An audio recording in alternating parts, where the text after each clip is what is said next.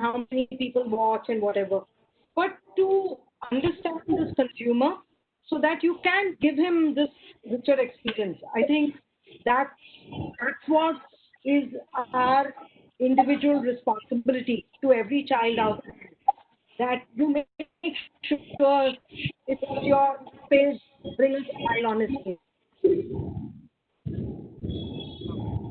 So I think with that we'll put an end to the discussion. It was really interesting to hear different comments and points of views. And thank you very much to CII once again on behalf of the entire panel, Neerja and Rakhi and Karan and of course Mr. Biren Ghosh for putting all of us together on this platform. It was a real pleasure having and speaking to all of you here. I hope we can meet in person soon, hopefully, and continue learning and expanding the horizons of knowledge that we all have. Thank you very much. Have a good day and stay safe. Thank you, guys. Thank you, everyone. Thank you. Stay safe. Thank you. Thank you. Bye. Thank you, everyone. Moderating the session. It was indeed an exciting session, and we look forward to engaging with you more often. Thank you so much. Thank you, Rakhi. See you. Bye. Thank you. Thank you. Bye. Bye.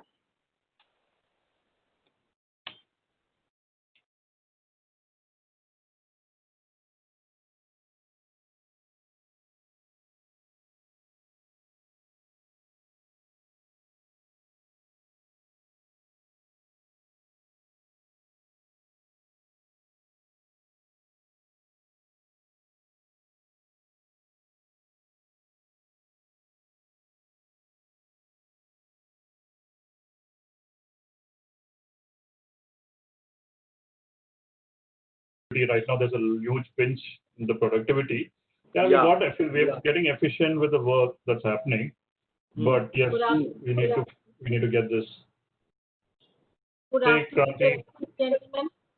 We now begin our next session, Plenary 18B, VFX at Hyperscale. India makes its mark globally. What lies ahead? A significant revenue driver of India's AVGC sector comes from the emerging big ticket work done by visual effects studios for the global nations as well as Indian blockbusters. This panel comprises of the strategists who lead the sector and will explore what's next after this crazy abnormal. Can you see me now and hear me? Okay. Okay. All the while I thought I was logged in until I got a call from CII. So sorry about this. And to the viewers, I don't know where Rakhi left, but I think I would just like to start by saying first apologies and secondly thank you for being here, and I think this is going to be a great panel. So I'm not sure how much introduction happened, but I think what we were discussing is, we are a significant revenue driver of India's AVGC sector. Okay, when it comes to amazing big ticket work done by visual effects studios for the global majors as well as for Indian blockbusters. This panel comprises of the strategists that you would have heard in the introduction who leads the sector, and we will explore what's next after this crazy abnormal. I think I will also take this opportunity to clarify, because one of my panel members had asked me, is this a technology session, computing environment? No, this is not. We will be speaking of madness at which we all scaled in the last few years, right? Taking the studios from probably 100 to 2,000 headcounts in each of our spaces. So we will be talking about human resources scaling and what's next for this industry in the next few minutes. And without actually wasting much of time, because I already did, my first question is, Grib, for you. So you've seen this, Grib, you've been in this industry for so long, right? And you've been in one of the pioneers, you was one of the pioneers in India right now. What changes have you seen in past decade? So initially we started basically, more in the domestic segment, which is actually what's fueling all what we're seeing right now, the ecosystem that we have created. Yes, the global surge, and we are a global powerhouse today. but it's more or less started as more of an outsourcing service initially, and for limited services and skills. But fortunately, since we have such a huge domestic market that we have for features and television broadcast, it has fueled the ecosystem that has helped us to push the growth in this segment. And we should never forget that there are a lot of skepticism over the domestic market compared to the global markets and the way things work. I don't see a major difference, and in fact, I would say the domestic side of business has actually fueled the kind of requirement, and we should not forget that. And yes, the processes and the legacy what the global players have bought into the system have refined it and made it better. Yes, we are learning from those experiences. We are implementing those kind of solutions. But our breed of artists that come, in terms of the domestic and the artists that we've been, catering to, have been more or less, coming from small towns, coming from schools that are not professional. There are a lot of things, and I think, fortunately, I'm a part of a system that has fueled this, whole growth, and I'm really proud of the initial stages where we actually groomed these artists, taught them the skills, we got them to where they are. It would have been great if we had some professional schools and facilitate these things, because most of these things happen through mere production experience, and we had to learn on the fly. But I think this generation can be different, and I think we should look at it very differently. And I think I would start with that. Some great thoughts. I think I will come back to the education piece a little later, and how the professional schools can contribute in our conversation, Krip. So thanks. Saurabh, this is for you. What changes have significantly contributed towards hyperscaling of this industry? You've been here long enough to know the difference, how we started and where we are currently as India. So I think there have been fundamentally, a few changes, and our industry is not a capital, it's not a machine-led industry; it's a people-led industry, and therefore it cannot, you just can't invest in technology and equipment and be ready to be the best. It takes a certain amount of time for talent to be nurtured and to grow and to evolve and to mature. And I think over the last 10, 15 years, the talent which just started out as freshers have really grown, they've matured, they've worked with a lot of productions, they've got exposed, they've developed. So that the talent base has not only matured, it's also increased, because a lot of people have come to India to set up facilities, and Indian facilities have grown. So the ecosystem has definitely become bigger, and the talent has become more mature. And I also think a very interesting thing that's happened is with the digitization, people are more exposed. They're more exposed to different kinds of movies, different kinds of TV shows. Netflix and Amazon are producing stuff in India. So the need, the exposure levels of our artists and of all of us have increased and have become more diverse. And that's really, really helping us in being able to become more creative, think out of the box, and just contribute a lot more rather than just do the technical work. So I think those have been the major changes from my perspective. Interesting. When you've scaled so much, Pete, I think this one would be for you. I think you all have worked with global markets, but Pete, and specifically with you, right? When you've grown and you've scaled so much, how is your experience in global markets? How is India perceived, or India's contribution is perceived? I'll just make sure I'm unmuted there. Technology. How is it perceived? Initially, like I say, around about 10 years ago or so, India's perception really is basically the visual effects was a lot like what it was for the IT sector. Basically service industry, basically producing something for a third-party vendor overseas, etc. And what was happening there, up until maybe a few years ago, it's not so recent, but kind of like around about 2015, 2016 kind of thing, was that a lot of service work was getting passed down. So you're talking your roto paint work, that sort of thing. And the reason for that was that it was less risk. It was less risk. You know, it's like basically opening the door, throwing a shot inside, shutting the door, and then, you know, a month later, you know, things are magically finished and finished to a specific standard. The perception was that tasks which could get sent overseas, not just overseas, but also outside of a bubble that was like LA, for example. Even if you're sending work to New Orleans, or if you're sending it to you know, Wisconsin or Minneapolis or somewhere like that, it's outside of that particular bubble. So there is a risk. So there's a risk with regards to creative control and whether or not an artist or a studio is going to take artistic direction from that particular home base within that bubble. So there's that risk.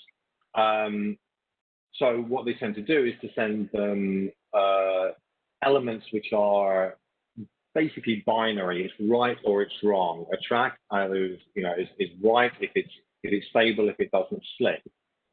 That can be QC'd very, very easily. It's either right or if it's wrong. Same deal with roto. You know, it's either right or it's wrong. You've got the hair work right. You've suppressed this. You clean that out. You've painted this out, etc. You've done, in essence, a checkbox list of tasks, as opposed to something which is varying, like creative artistry, that kind of stuff, doing concept work and modeling work and lighting, shading, rendering, etc. So we got a lot of that. A lot of that was actually coming across here for about a good, up until around about, let's say, 2014, 2015, 2016, that kind of region. Yeah. Since then, the West has realized that, there is a wealth of creative talent here. If it's nurtured and if it's pushed in the way that they want or that they desire, then they can fall into that pipeline very, very easily. They can slot in and be an extension of that bubble. And a lot of studios have realized this. So obviously, NPC, DreamWorks is set up over here. They set up over here. Obviously, Mill, Technical has been a big player over here as well, obviously. So there's branches to extensions of utilizing this wealth of talent. Now, what's happening obviously now is we are starting to get a lot more creative aspects and a lot of creative elements. That's because the West is now seeing India as a hub of creativity as opposed to a hub of service. And it's not happened, long ago, like 10, 15 years back. It's only just in the last few years or so. And as the global market increases and the requirements for visual effects and animation increases as we consume, as OTT platforms expand and grow and more competition comes in there and more products come in there, it's only going to increase. Actually, some great thoughts again, Pete. I think I would like to hold off to this conversation and revisit with large players like Gribb's unit or, even with Saurabh when we are taking a lot of creative work into India. So I will probably like to come back. But Mike, I probably would like to hear from you because I think you guys are more into services. So how do you see the future of hyperscaling? Like, where do you see this as a future of this industry? Yeah, I think there's a great potential in the industry for especially roto paint and visual effects and match move. The coming years, because last 10 years I've seen every year we have been so much requirement of artists. Every year we need 500 people or 1,000 people on each studios. So the expansion is not enough. So even though every year at least 5,000 to 10,000 people are passing out, still it's not enough. Because there's so much of increase in the jobs coming. If you see last 5-6 years, especially after Technicolor moving to India, there's so much of Technicolor Deluxe and these companies have observed a lot of people, which is good sign, A lot of animation training institutes are also fully, busy with them. And there's much more requirement coming next year is going to be huge. VFX this year is very slow because of COVID, but next year is going to be double work. Already our producers in LA are telling you you're going to get a lot of work next year. So be ready, be prepared. So definitely there's great potential. And when it comes to rotoscopy and other stuff, as Saurabh was telling yesterday, the cost cutting will be happening because, the cost of labor is going up in India. We definitely, need to minimize the cost cutting and plan, keep our budgets. Then only we'll be successful long run. Or else it will be tough to manage, in especially tier 1 cities and tier 2, tier 3 is okay. Cost cutting should be maintained because the budgets are not increasing in Hollywood. They're keeping the same, or in fact they're reducing. But the cost of every year, 8 to 15% is our salary increase. So we need to balance that. I know that is an important challenge. So, but definitely there is a scope is there and great opportunities for students who are studying in animation visual effects industry. Definitely there's big scope, yeah. Thanks, Mike, for sharing that. Saurav, I would like to probably have your thoughts. It's quite important, right, from being considered to be a services in 2014-15 to move into more of creative. What are your thoughts? And then we'll probably have Grip chime in. So, I think scaling is very important for any industry, and you have to scale up. But I think it's equally very, very important as to where you're scaling up. And while we should not neglect the areas that we are strong in, which is your RPM and but we need to go up the value chain and make a really, really conscious effort to do more creative work, whether it's art, design, really complex CG imagery or full sequence shots, because that's when you're value adding, and that's when you're becoming a co-creator with the production. And the more you're able to win that trust, and the more you're able to co-create, that's when the industry will become really strong, and that's when you'll see the entire benefits of scaling and having a really strong, thriving industry in India. So I think going up the value chain is really, really important when we scale up. So are you seeing a lot of addition in creative work in your organization, or are we just heavy on, the services side still? No, I mean, the creative work has really, really gone up, and I'm really happy to say that because, maybe 7-8 years back, our RPM team comprised of most of the people, but today it's every department, and especially the 3D and the compositing department are the same, and as the same as the other departments. So there's a lot of creative work. We're doing a lot of concept art. We are doing a lot of designing the effects in the pre-production, right to doing all the CG, doing the final comp, and being totally owning the project from start to finish, and that's really exciting, and that's really, really rewarding. And I think at AnyBrain, I think it was founded by saying that world-class work done in India, and now that is happening, it makes us really, really happy. It does. So impressive, right? Kriv, I think this, I would like to take back to Pete's point of being in a bubble. So Grip, how has your organization broken that bubble and probably brought in a lot more creative work in India than just services work? So the needle has moved, and it has moved to what extent? So in fact, I'm really happy to say that at Redefine, the only reason we have been able to survive through the COVID is basically because we are more involved with the creative services rather than the outsourced part of the business, which usually is like a services extension for studios. Since we are fueling a lot of pre-production work, that has actually helped us create a lot of work internally for the other interrelated departments. So which is unlike a lot of studios that operate in India. And I think as a team from Redefine, I think we're really proud of what we've done. And that's the, I should say there's a huge surge in the domestic side of the creative business, which for some strange reason, we always focus on the international side of business. Yes, we already have the kind of talent pool that is required for the international business. But I think with the kind of platforms like Netflix and Amazon, the way things work, that has happened in the legacy has changed, and we have also adopted the pipelines that have been there in the West, and made it more agile. In fact, to survive through a platform, a pipeline, which is more for a $50 million film, to make it adopted to a $10 million film is a very different challenge altogether. So, and I think that's something that's kept us alive, and we are able to actually. I think in the industry, I'm really happy to say the least impact has happened basically because we have fueled the creative needs and made sure we have enough work in the system to sustain.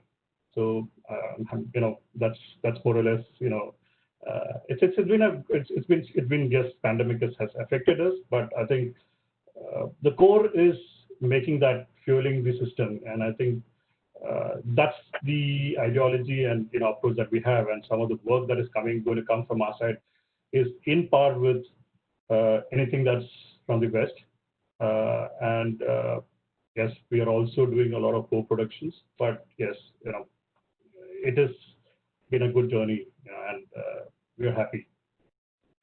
I can see that. I think it's been a journey for everyone in India, not only hyperscaling, I think bringing in creative work to a large extent, maybe in 2 digits in percentage.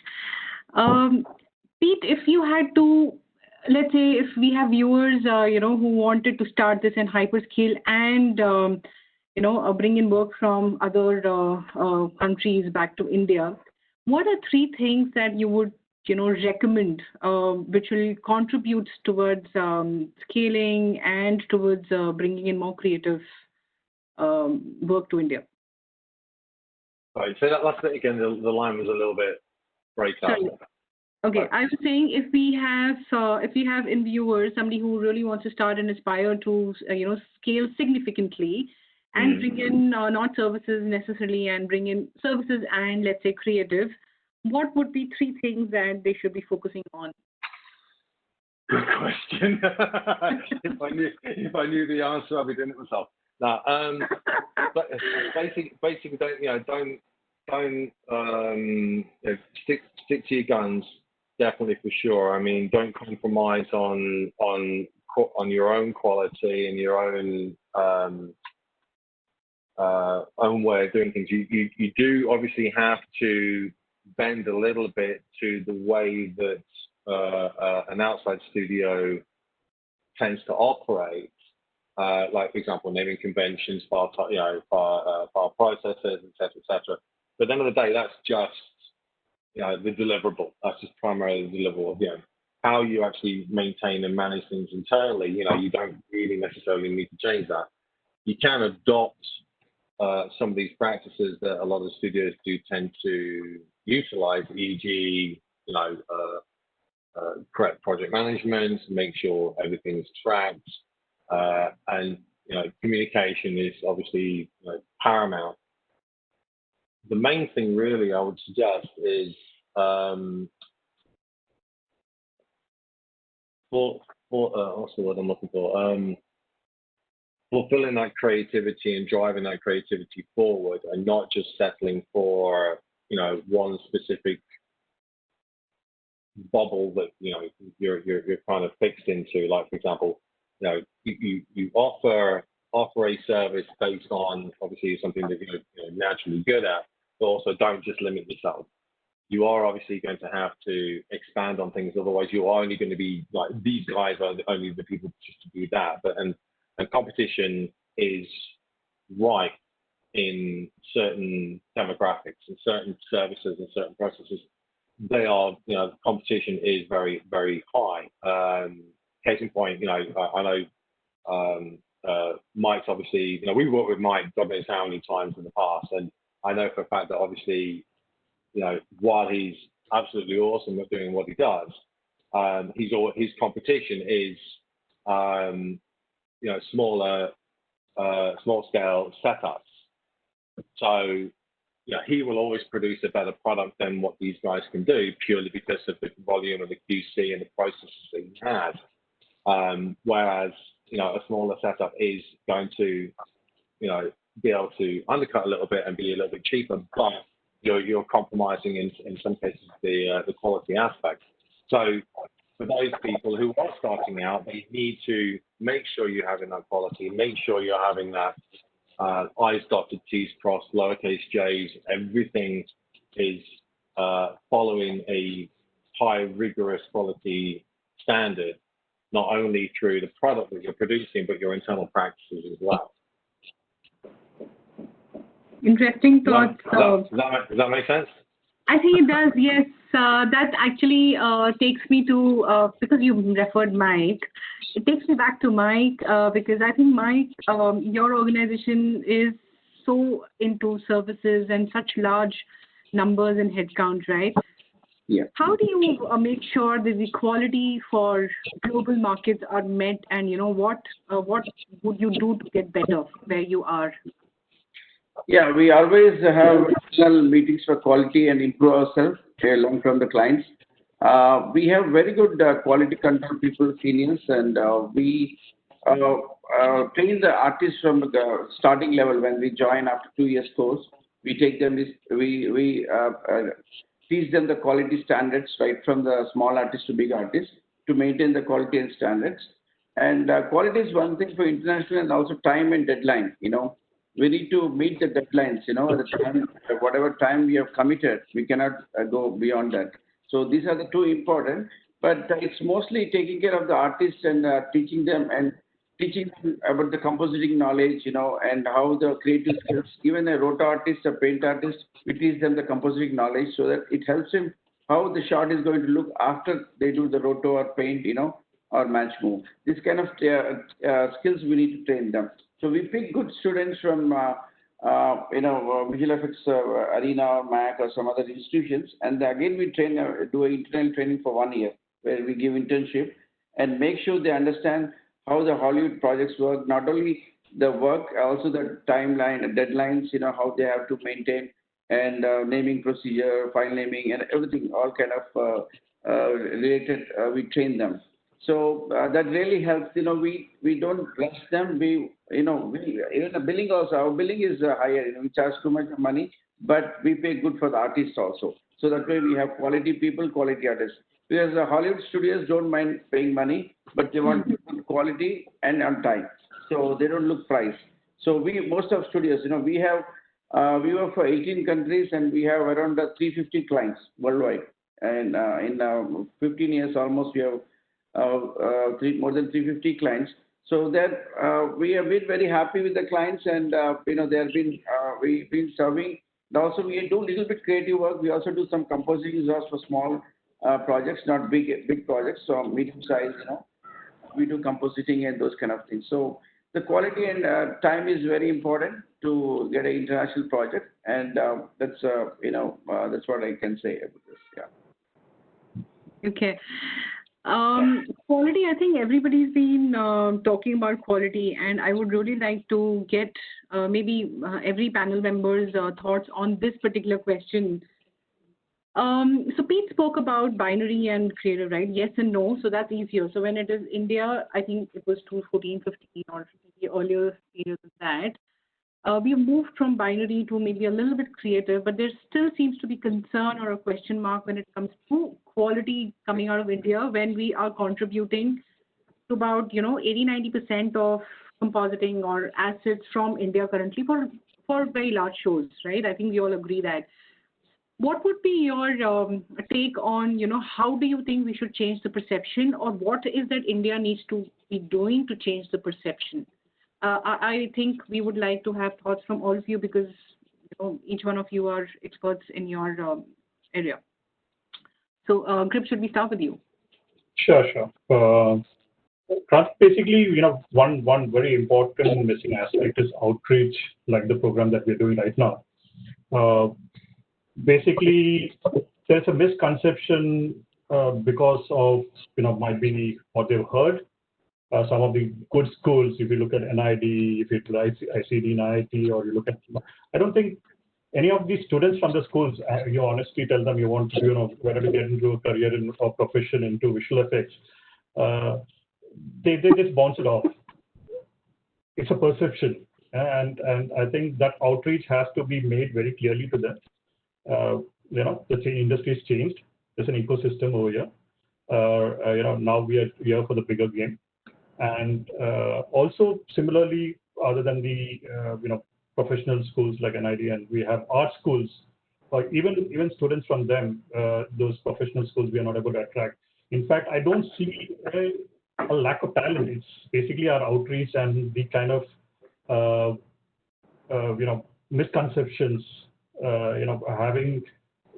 I'm really proud of all the artists in the industry, honestly. Though they come from the secondary choice of careers, might be they've not had an opportunity elsewhere and they just bounce, a failed MBA attempt or something like that. But yes, thanks to them, we have been helped to, to reach what we are. But yes, as organizations like, I'm sure before we defined, we had Prime Focus, we had to actually put a humongous effort in training these people, because based on the skill sets they come with, but they're never production ready. They're never production ready. So it is to be always, it took a couple of months to get them trained. So we need to have more professional schools for sure, which is focused on visual effects and animation. Yes, there are art schools, there are other design schools. I think that one is outreach, one is having more professional schools in our segment of the business, and also, the industry needs to be educated. There's so much of technology involved. That there's so much going on. We are a global powerhouse. It comes in terms of IT sector, and unfortunately, that strength is not being leveraged. And I there is that area that we can strengthen so much, because of the strength that we have in our IT sectors, with new, I would say, I think last couple of years, there was a rapid growth that happened. I would say like Pete rightly said, 2016 onwards, there was a rapid growth, and we were getting recognized in the, until the COVID pandemic happened. It us badly. Yes, each one of us has been affected, but we've not been able to equally meet, though the growth has happened in our industry, we have not been able to meet with real good creative talent that we require. Because I think if that would have been, parallelly fueled, I think today we would have been a bigger powerhouse in our VFX space, not just global. It's a very important fact to note, because if we had more creative talent, we could have done it. We're still poised. I don't think it's still late. We still can change the perception, because I think the global industry markets know that we have an ecosystem, and they have to work with us. It is not just for limited to a RPM or limited to just an animation. So they're also working in terms of pre-production to In fact, I would say gaming industry has been very successful in this. Very, very successful compared to us, because I see a lot of blogs, a lot of these young creative talent who are hungry, do a lot of concept art and pre-visualization stuff for the gaming industry. I think it's just the outreach. I think we need to make an outreach and also start working in tandem with different universities or programs or something that we can. Because I was in a couple of weeks back, I'd gone to ICD, the design school in IIT. They actually have a program to facilitate research. I don't know how many of us are aware of it. I wasn't. See, that's the idea. We need these. We need to reach to these schools, because they have programs, but we are not reaching them out. So the outreach programs have to be very strong, and I think we are poised to be a major player. I'm sure in next things are going to change in the coming years, and we're going to be a big player in the global market. Awesome thoughts and very encouraging, Grip. Saurabh, what is your take on perception versus reality in terms of quality from global standards, right? So perception for me, it's something that defines what you did in the past, and you should not look at perceptions because it kind of bogs you down from going ahead to where you want to go. And Well, if you want to change perceptions, the only way is to consistently do good work and do good work and deliver on time and deliver on time, and you just keep on banging at that wall, and that wall will break, and your head won't, and that's what we've kind of seen. And so perception is not that important. I think what's really important is we understand that we have to keep on growing, and if you want to improve quality, the quality comes from the people. So you've got to help people develop, and the more you help the people develop by exposing them to art, literature, helping them with their soft skills, not only softwares, your quality will improve. And you've also got to empower the everyone in the industry to have a voice, because for a long time we've not had a voice. If someone tells us to do something, we do it, and we don't go beyond that. But at Animbrain, we've seen that once you work and tell people that they can suggest, they can talk, they can give an alternative thought process, it really goes a long way, and people open up and they share and they contribute, and that really is an amazing process. So we've got to nurture the people, and we have to stay committed, and we've just got to keep on hitting that wall, and it's going to break. At least I believe that. and I think with all the work that's coming to India, looks like we have been quite successful in terms of moving away from perception and into the reality zone, right, Saurabh? No, absolutely, but that doesn't mean that we kind of like get easy. There's a lot more Absolutely. to do. There's a Absolutely. lot more to do, and I think as an industry we have to realize that if there are gaps, we can hire people to fill in that. Yeah. Just like you might get a physiotherapist from Australia to kind of train you and expose your people, why can't you do the same? And so you build what you have, and you leverage what you don't have to reach your goal, and that's important. Yeah. Thanks, Saurabh. Um, we spoke quite a lot about education quality.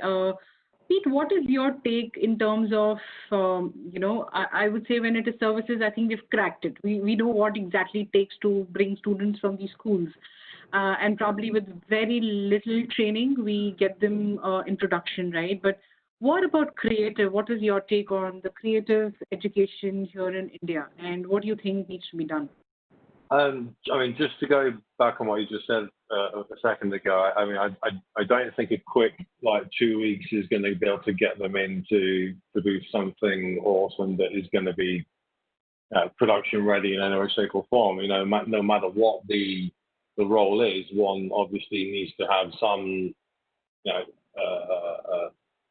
some skill, some talent, and some experience within that particular field, be it whatever aspect of the creative fields that we're dealing with. With regards to the education front here, and I think what you're trying to ask is one of the questions that we get asked a lot of times is why Indian cinema is a certain standard and Hollywood's a certain standard and what's missing and all this other kind of stuff. Yep. And what can we do to obviously try and boost that? Now, there are 2, maybe 3 factors with regards to the creative education within the country. And firstly, one of the principal things to resolve is the stigma of what it tends to have. And that really kind of boils down to parental guidance. If a kid's got a creative bone in them, don't stifle it. Don't snub it out. Don't if anything, you've got to fan that fire. You've got to encourage it. The perception is obviously okay.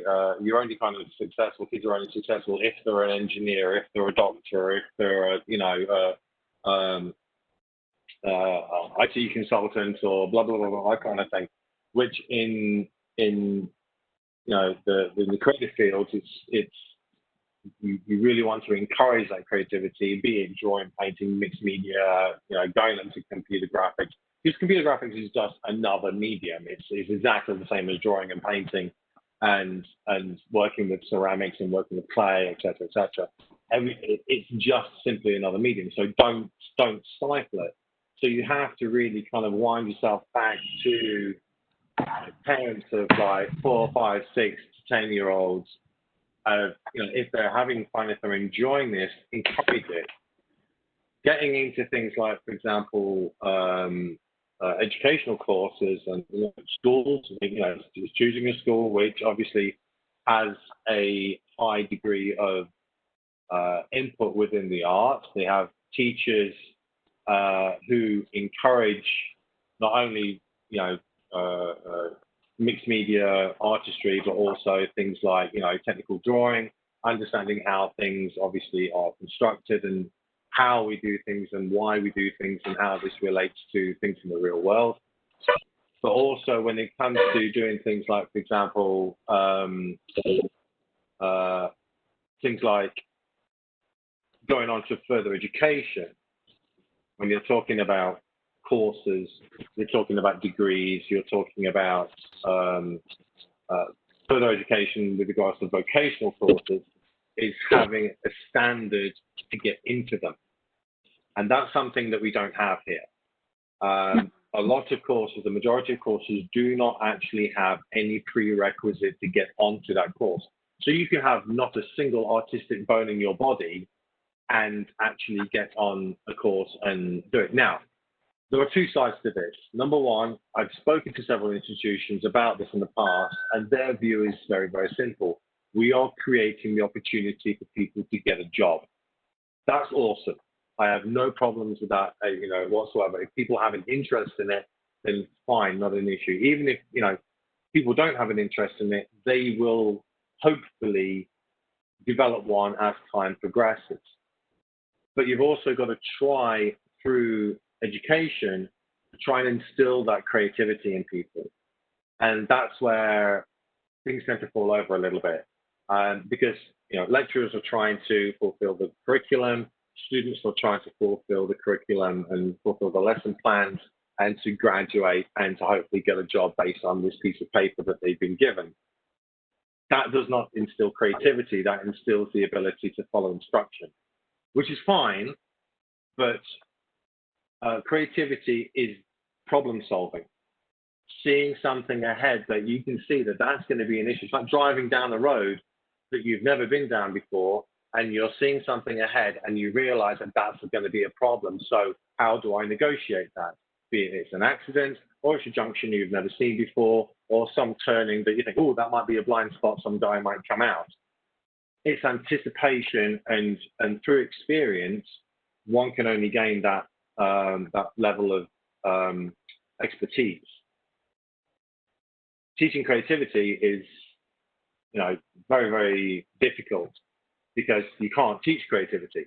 You can only instill it. I can teach someone to be an artist in, 10 seconds.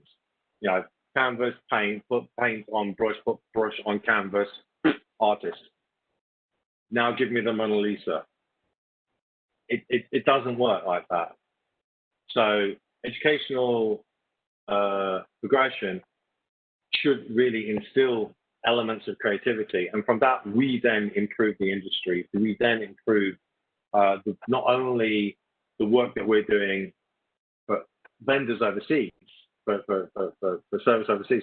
We're improving the local industry as well. We're producing better quality work within industry, within Bollywood, with Tollywood, full countrywide, and also that then gives the opportunity for producers to go, hey, we can do this stuff now. We can do this kind of thing.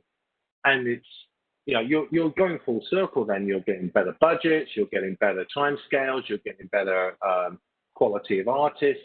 You're getting more interesting stories. You're always going to get some stories which are going to be, and some producers which are going to be a little bit, okay, let's have it done yesterday. But overall, it's going to improve that national picture. for us. And we've seen that in 10 years. You know, I've been here 11 years or so now. I've seen that happen in 11 years. And the next 11 years are going to be even more exciting if we keep pushing that way. Well said, Pete. Now, do you think, like each one of us, right, in this room, probably we have our own outreach programs and we have our own academies running. I know as a matter of fact that that's in Redefine and Annie Brain and Makuta. As large organizations, we are doing that internally. But how much you think anyone can probably take this question?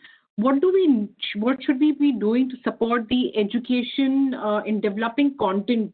Because that's where the students are coming out from. And when we're scaling, we're taking a lot of these artists who are coming out of schools, right, with zero experience. So how will that support into scaling, like developing content? Can we partner with the schools and colleges and share the content and share our roadmaps? Is that even a possibility? Are y'all thinking about that?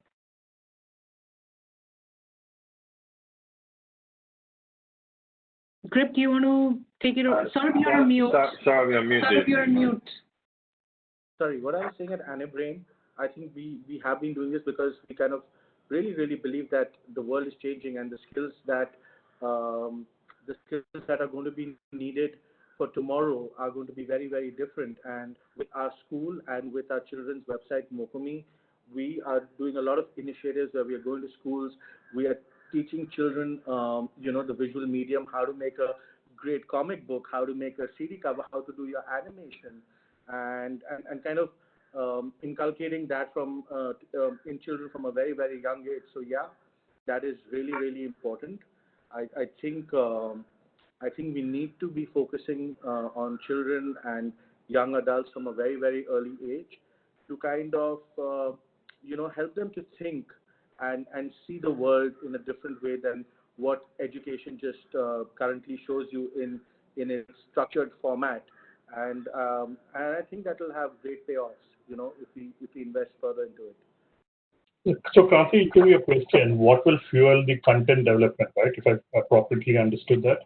Yeah, pretty much content development and partnering at a very early stage. So when you get the students into your studios, they are quite ready, and you're not further investing so much of time in terms of them, then becoming production ready. So can we partner with these institutes at a very early stage and share our content? Is that something that we have thought about?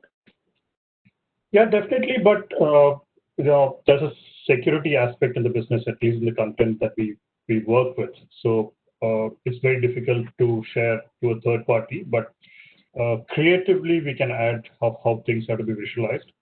So yes, the pandemic has taught us new ways to work, which we never imagined today we would be working from home.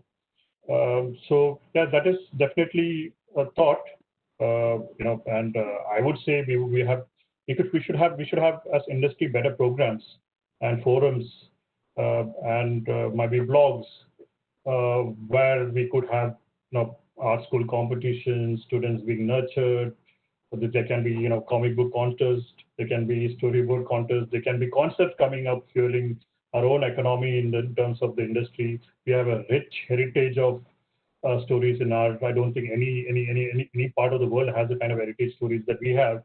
Can be rehashed, rewritten. All the new generation of kids with the kind of gaming visualization skills they have. Honestly, I think we have something. We have a bubble to burst, and there's a huge opportunity, and we should start looking at it. Might be the CII has to pay more attention to this segment of the industry, I would say, and help facilitate, give us some kind of funds. I'm sure the students will, more than be encouraged to come into the space. So I see it very differently. Some great thoughts. I think we have few minutes and I would like to open it to the audience. But just before I do that, there are a few things that I heard as, looking ahead, right? I think, Griv, you said that we need to really look at the domestic market as well. I think you said that it's just not the global market. There is a lot of work coming within India from local markets and domestic markets as well. Mike, you mentioned that looking ahead, there is a lot more business coming in 2021. So the artist fraternity does not have to really worry. We've seen a huge dip in 2020 because of COVID, but there is there is good amount of work coming in 2021, and we have to be very, very hopeful. That the brighter days are going to be coming ahead, right? You also mentioned that we will have to look at a little bit on the cost, I think, which is a fair thing for our future if we have to sustain our markets. Pete and Saurav, I think you guys shared a lot around the quality and creative work coming into India. And I think as a group, we all agreed, or we all think that education plays a very important role. Content that is getting taught in these schools and institutions, the way they intake the students, maybe, that's where they need to give a little more attention. And while they've taken the students in their education segments, they also nurture them to be prepared, if not completely production ready, at least partly ready. And, then the organizations can invest more as next level, right? We don't have to spend years and years on training, right? So that's been the thought. Is there anything else would you like to add before I open it to the audience?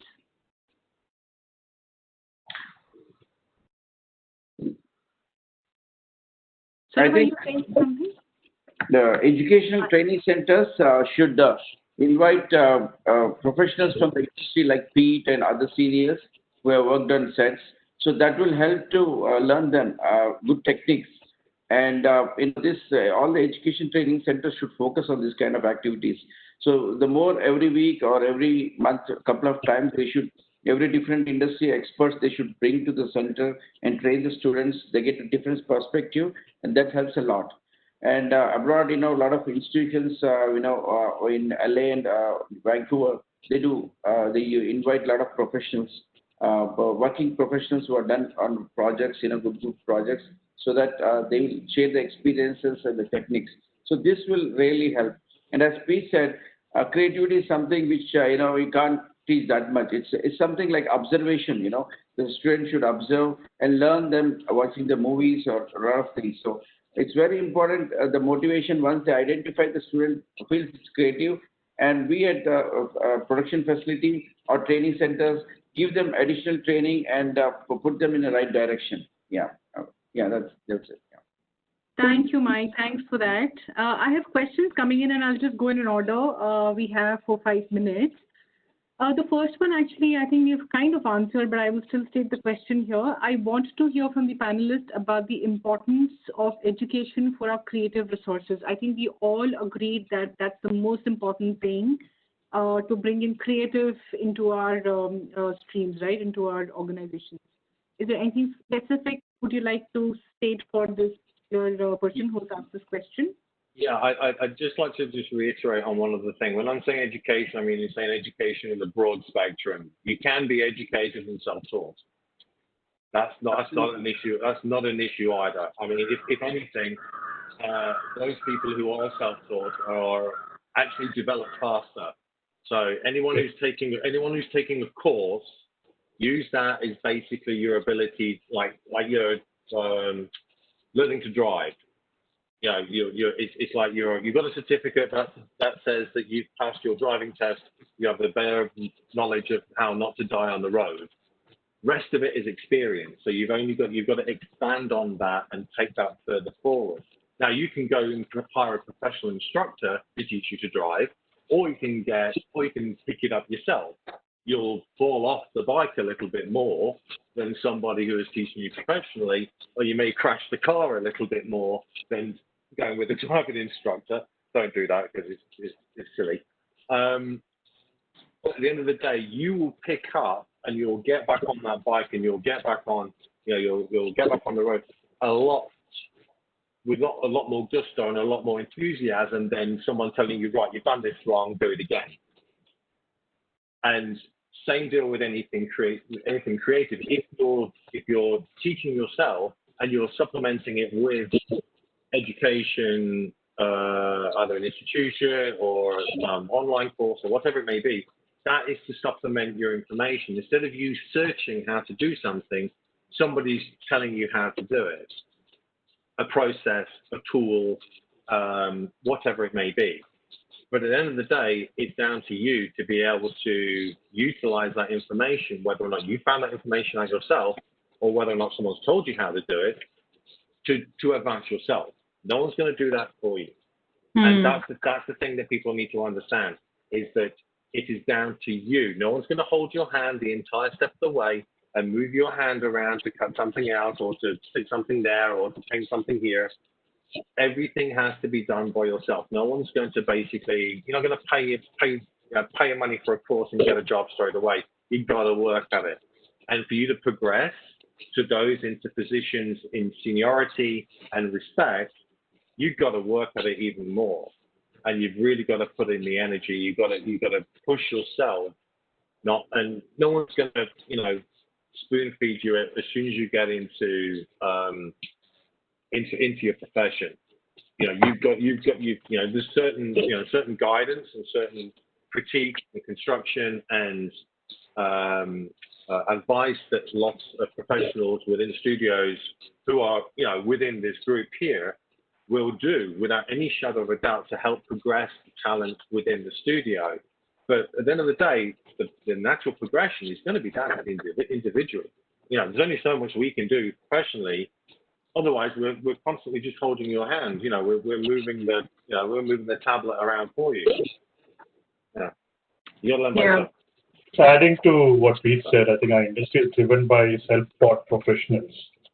Yeah, but it's still, it's absolutely right. And I think there is a lot of ways the students can actually, get a hang of a lot of programs that are online today. It's not limited to just academies or schools. But these people, just that these people are very hand few who actually look to do it. So I think on top of that, we would definitely have to add some kind of a spark into the education system also in these other schools. Additionally, because I think just from the self-taught individuals, the industry is not, we don't have enough creative professionals is what I would say. Yes, we are at this stage because of the self-taught people, but I think it has to be fueled with greater trust and push, where we can get more creative talent and we could have more content, just to reiterate, exactly what Grips mentioned. The other matter is that a lot of the we're seeing an advancement in it in the last, like I say, eight or 9 years or so since I've been here anyway. That's for sure. It was kind of a bit of a lull initially, but the primary thing that I noticed, obviously being working from overseas and working here, is that when it comes to creative courses, there is a prerequisite that you have to have a portfolio to get on a course. Yes. Be it that just shows you have an interest. You should have an interest in photography or fine art or ceramics, but you have some creative. You have a keen sense of you want to learn. You want to learn this particular thing. The other matter is that we struggled. We as a studio struggled very, very early on to find the talent who had that drive. We went through a few people who didn't. They came and they left. That happens, especially when we were starting up. We've got still X number of people who have been with us since day one. Finding those individuals is really, really hard. It was very hard. Now it's not so bad. You have people now who have seen this stuff and realize it is a profession. It pays okay. The hours occasionally suck, but a lot of IT jobs also suck with regards to the hours as well. But it gives you the opportunity to be and do what you want to do. That wasn't there 10, 12 years ago, or it was very much under the carpet, so people couldn't actually physically see that this thing was available. Now it's come to the forefront. It came to the forefront earlier in the West, like 98, 99, 2000, that kind of thing. So we're a little behind with regards to people exploring it. Not necessarily regarding talent, but exploring the ability to be able to get into that as a profession. So I dare say within the next 5 to 8 years, we will be having a lot more wealth of talent from people who are not being pushed into this, but who are actively wanting to do it and have a hunger for it. And that is how we basically drive the quality forward. You know, more companies. I've got every single person here is a competitor of mine. I love it. It's brilliant. It's brilliant. I love it. It's because it makes us push to the next stage as well. If they do awesome, we try and go, right, these guys did great. Let's try and push the boat out a bit further. You know, I love it. It's brilliant. Right. Okay. Steve, thank you so much. I think we are a little over time, but I will just, this last question, if the answer is no from any of the panel members, then I think we'll stay back for a little while. But if the answer is yes, we can all say bye. We saw a lot of job cuts in the market this year, right, due to COVID. You all see the opportunities will come back once the shooting starts and life is kind of getting back to normal. This is for the viewers, and for the ones who are writing back to me are the ones who have lost their jobs due to COVID-19.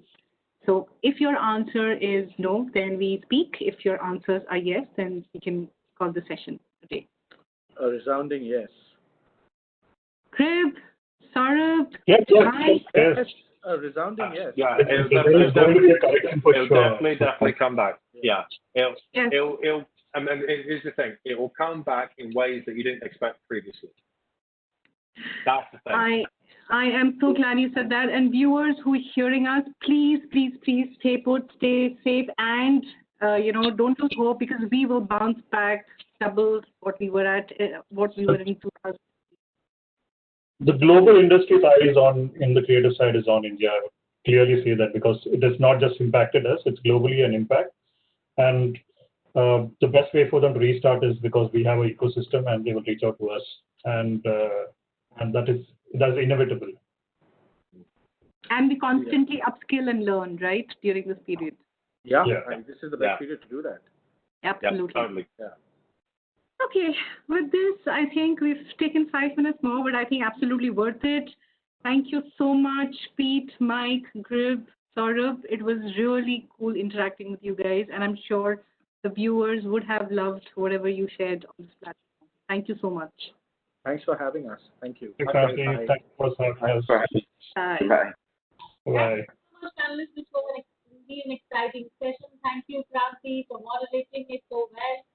And we'll be back soon with our next session.